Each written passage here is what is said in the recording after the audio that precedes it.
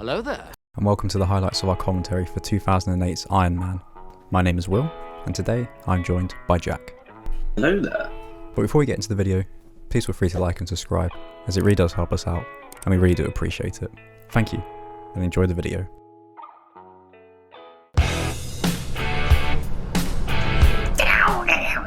This is the film that introduced me to AC/DC.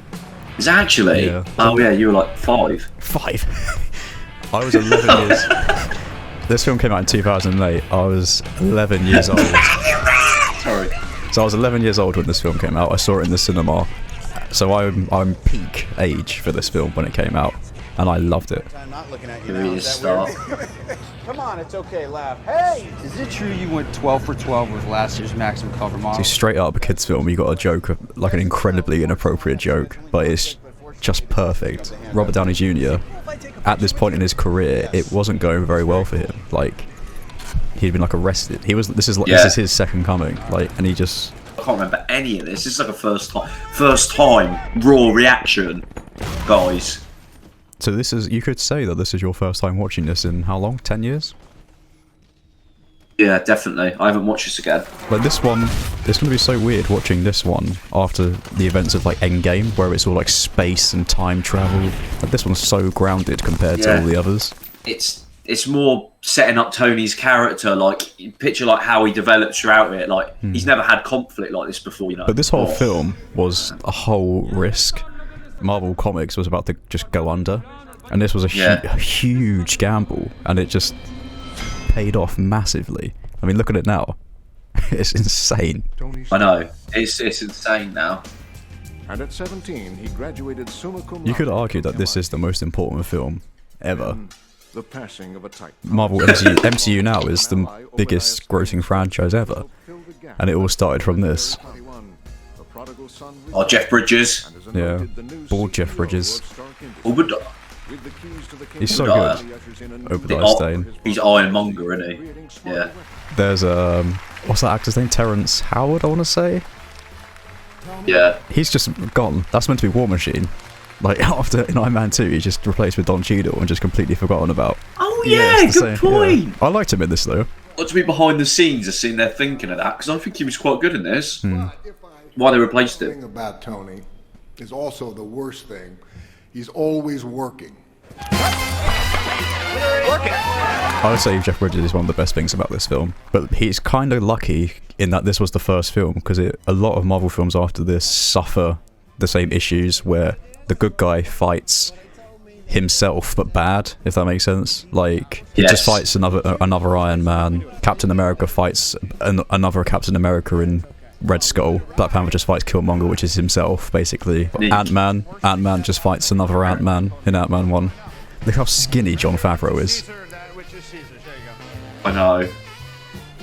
He started getting that Marvel money then and started eating those burgers. Magazine, can I ask you a couple of questions? She's cute. She's alright. Hi! Hi. But this could be career ending for Robert Downey Jr. and Jon Favreau and everyone. Yeah, it's like with any of these, like not even necessarily big franchises, just like projects, like you said, from specific companies. They're either it's not gonna work, and you're gonna get blacklisted, and they'll be like, "Oh God, you were that guy in that Iron Man film," or it's gonna just globalise the world and like the market through toys. Same with Star Wars. 72 degrees with Here's it's Paul Vision. Bettany. Yeah, Vision. surf conditions are fair. Yeah. He's been in it since day one. Paul Bettany says this was the easiest job he ever did. The film was over. He just went into a recording booth for 2 hours and just recorded his lines, and it was done. And just cashed his check. Indeed, I am. There's Gwyneth Paltrow. All these years, Tony still has you picking up the dry cleaning.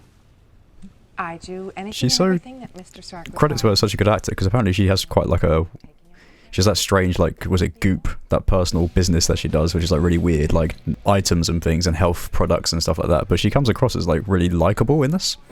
Yeah. So I'm surprised when people say she's quite a unique character in real life. Yeah. You exploded, you? The compression in cylinder 3 appears to be low.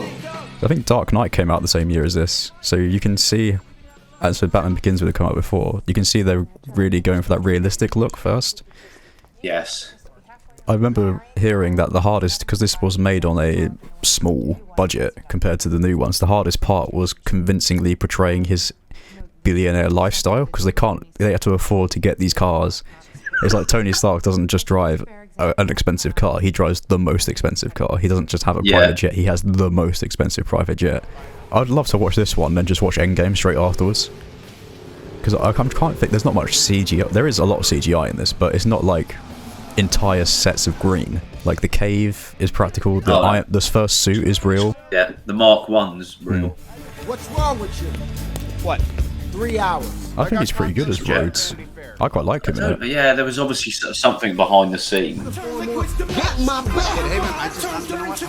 He portrays his lifestyle so well that you're just sold instantly. That he is just it. And then he's got that in his plate, a pole, and that comes out of the floor. Find an excuse to let one of these off the chain, and I personally guarantee you the bad guys won't even want to come out of their caves. It is very anti-war, this film, isn't it? It doesn't glorify it. It's a piece. Tony, Obi, what are you doing up? I couldn't sleep till I found out how it Look at that phone. Obi there. Great. Looks like That it's gonna be 2008 phone. Way to go, my boy. And then, like, the later Marvel movies, he's got like a see-through telephone and stuff. It's crazy just watching this. It is like some kind of a horror film, this bit, isn't it? Yeah. A Hostel. Oh, I hate the bit when he pulls out his nose. Oh, Yeah. no, I don't like that. I don't like the... Oh. Oh. Can't even look at that. Look at your face. I really like this character. The guy in the cave with him. Yeah, it would have been cool if they like made like later references to him, because he's basically the one that starts this whole thing for Tony Stark. He saves his life.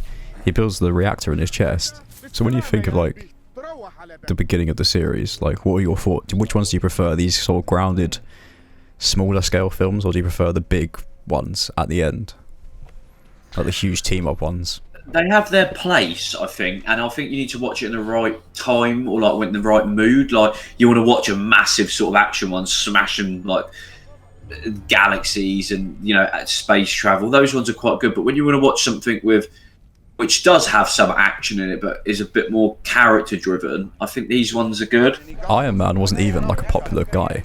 Like he was like a B-list Avenger at this time, especially in the 90s. He wasn't like Captain America or Hulk, who were huge.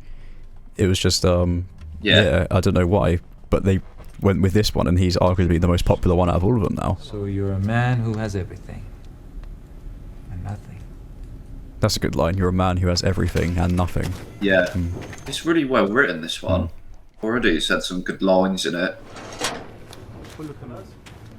Oh, so that's their checks done. Yeah. The old joke aside with that, you'd have them just people in the room. They would not even let them sleep, probably. They're just like, yeah. It's alright. I can remember the suit in this first bit. It's really cool. It's so cool. I think they said like it weighs something like 100 pounds.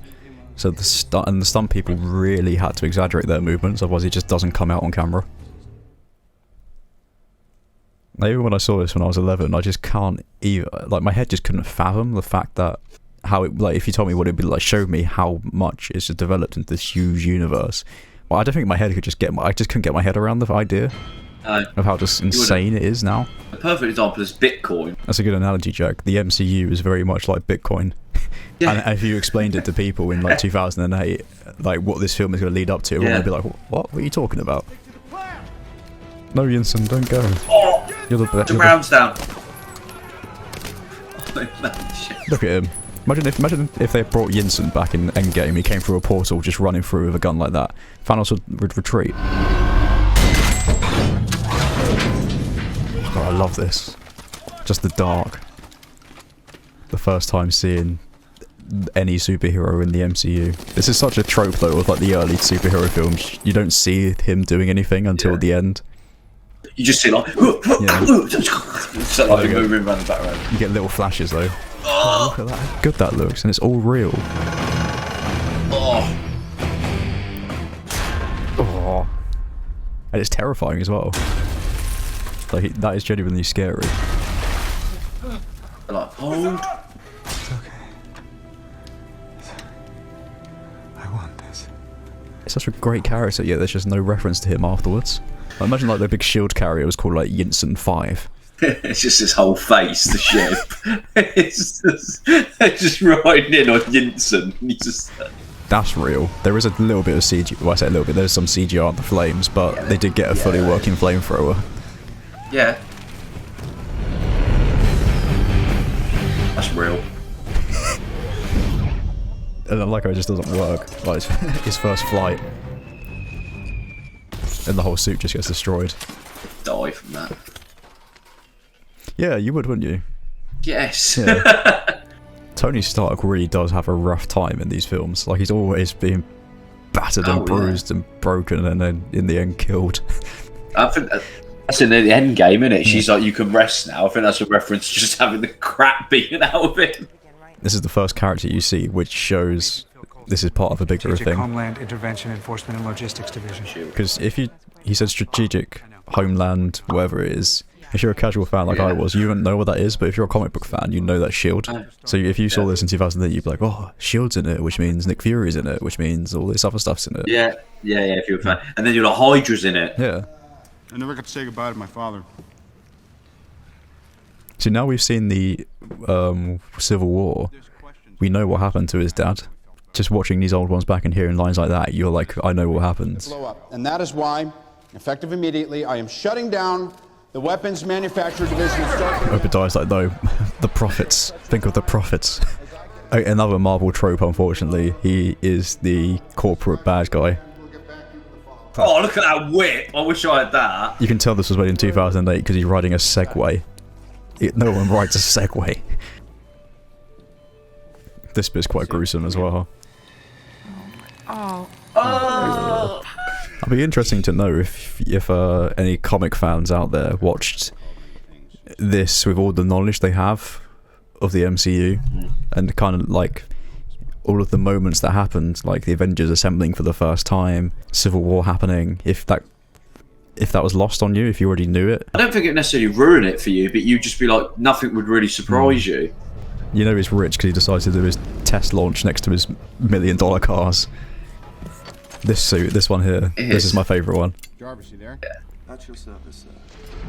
Gauge heads up display. I think you're right, this would be the Mark II. The other versions in like 2 and 3 are called like the Mark 40 because in that time it basically shows that he's made tons of them, especially the 3.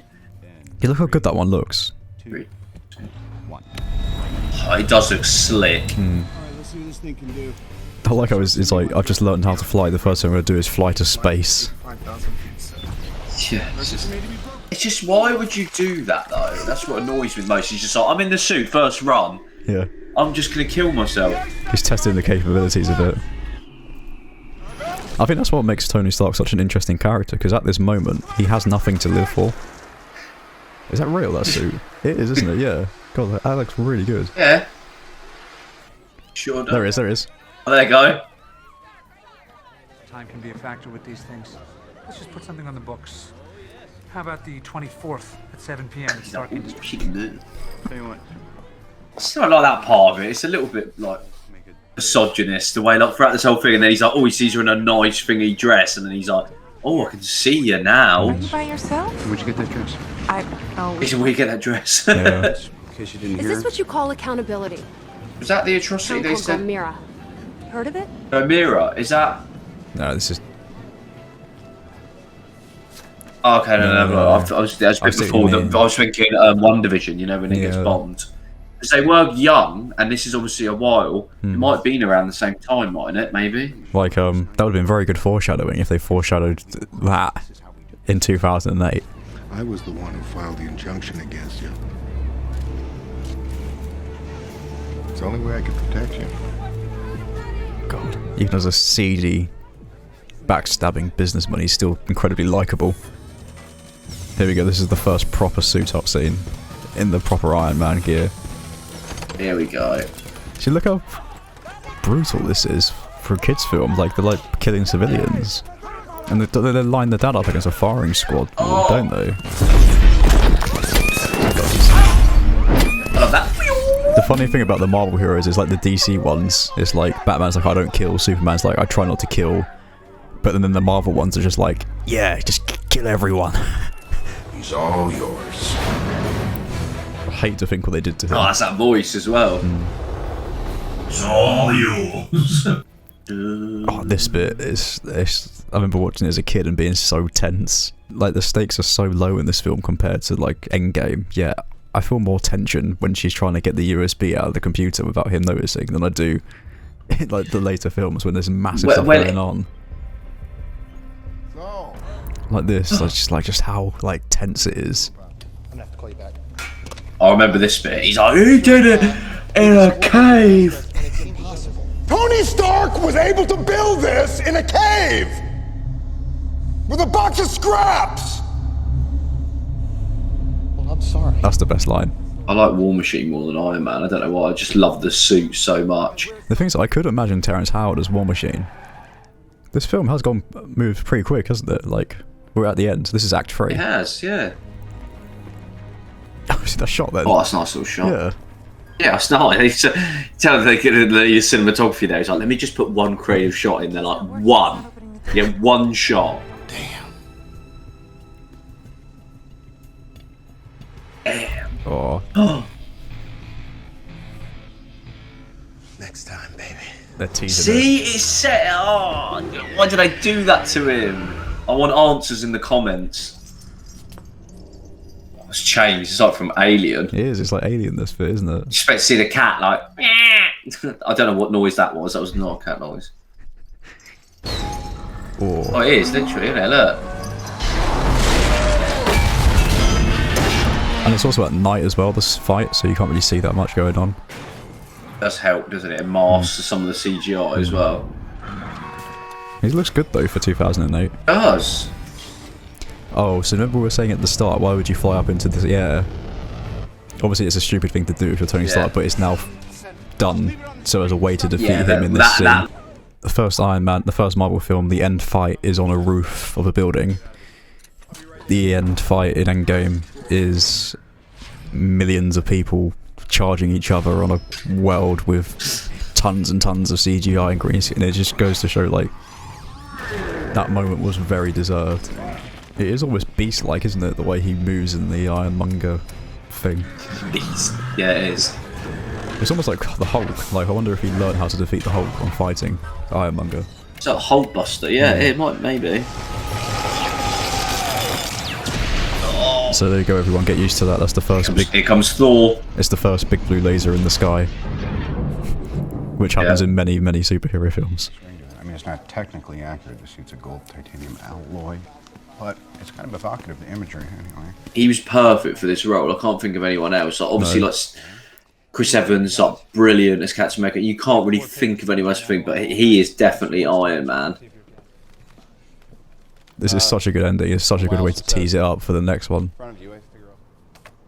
I am Iron Man. So I never saw the post-credit scene until like a few years later. You think you're the only superhero in the world? Mr. Stark, you become part of a bigger universe. You just A lot of people seem to forget Samuel Jackson's been in it since day one. Nick Fury, director of S.H.I.E.L.D. So I knew who Nick Fury was growing up. I'm here to talk to you about the Avenger Initiative. But I didn't know what the Avengers were. So Iron Man, Jack. We're done. That's one. Iron Man 1, the first MCU film. What do you think of it after all these years of not seeing it, and compared to how things are now? I think it's quite refreshing, to be honest. It's given me vibes of, obviously, like the new Marvel series. They've got action in them, but they're not over-the-top action, sort of what... It's sort of, it feels almost standalone from the Marvel films we're used to at the end. It's sort of a nice little character-driven story that sets it up nicely, and it's really refreshing to watch, really, because it doesn't... I know it sounds weird, it doesn't feel like a Marvel film because of the way the Marvel narrative's gone. It sort of just stands like a good little like story about this billionaire guy. Because you said it's like a standalone film, and you didn't think.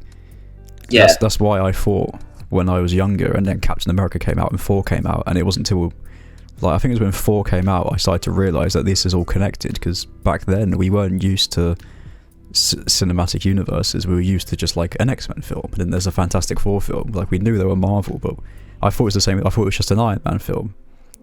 And I think it was maybe strategically kind of designed that way, so that way if it went horribly wrong, it wasn't going to be, they weren't going to face the humiliation of people being like that They monster. could recover a bit, yeah. That Universal Monsters universe thing, where it's like, oh, you guys got egg on your face because you had this plan for a whole universe, but the first one's completely failed. It's still my favourite one, I think, that one.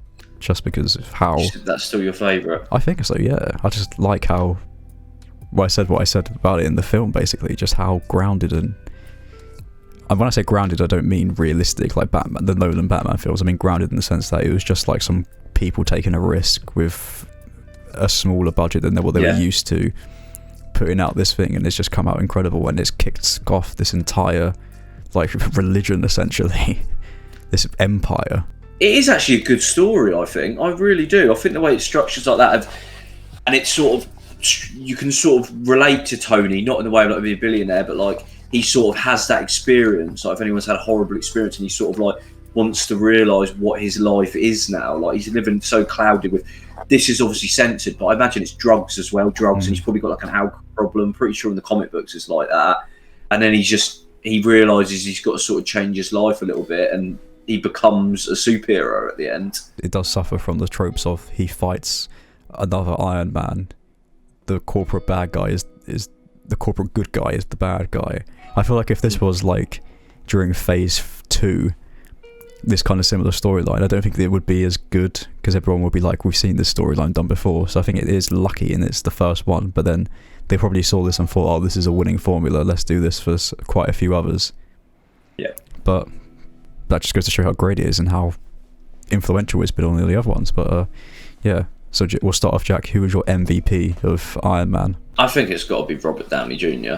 The character is one of those characters where you can have Batman. If you look at Batman, you've got classic ones, and like, I still think Bale's the best Batman, but you have characters that just stand out, and when you refer to it, everyone knows Iron Man as Robert Downey Jr. As you said, it would be sacrilege if they even try and replace him. He just embodies that role so well. Even in the opening scene when he's joking around in the truck, I don't think I've ever, rewatching that, it sort of sparks joy seeing it, because it's just like he is that character. Within the first 10 seconds like that, he's already embodying that character so well.